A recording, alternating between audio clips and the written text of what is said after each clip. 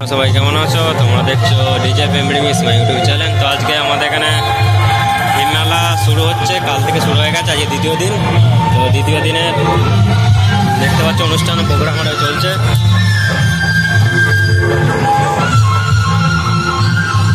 প্রত্যেক বছরই হয়, পরীক্ষার কারণে মেলাটি পিছিয়ে গেছিল, তো মেলাটি চালু হয়ে গেছে কাল থেকে। তো আজকে দ্বিতীয় দিন।